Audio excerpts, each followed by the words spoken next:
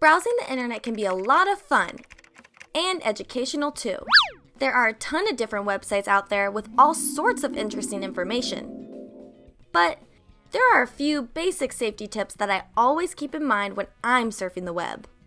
First of all, I always think twice before clicking on just any old link. If I'm browsing popular and common websites, I don't have to worry too much about this. But if I run across a website that I might be unfamiliar with, I'll want to make sure it is safe and secure before I use it. One way to do this is to look at the site's URL. A URL is a website's address. It looks like this and can be found here. I make sure that it shows this and also has a padlock icon. See that S? The S stands for secure.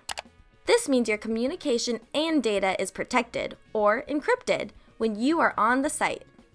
What does encrypted mean? It means that your information or data is turned into a code in order to prevent unauthorized access to it.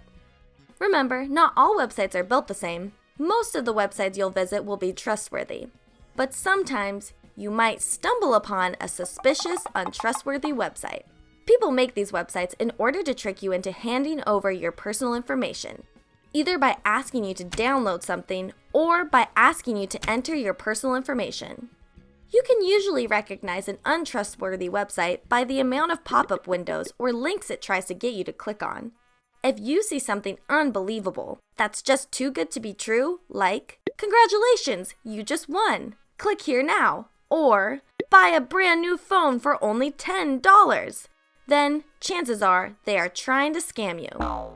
I'm always cautious of the links I click, especially if I encounter them on an unfamiliar website or if they come from a number or email I don't recognize. Here's another good tip to keep in mind. If you simply hover your mouse over a link, you can preview the URL without actually clicking it. This is a good way to check if it's sending you to a legitimate site.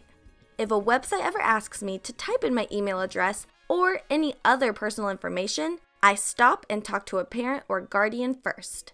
If I'm ever unsure of the trustworthiness of a link or webpage I find online, I always double check this with a trusted adult too. That way, I know I'm browsing safely. Well, back to my browsing.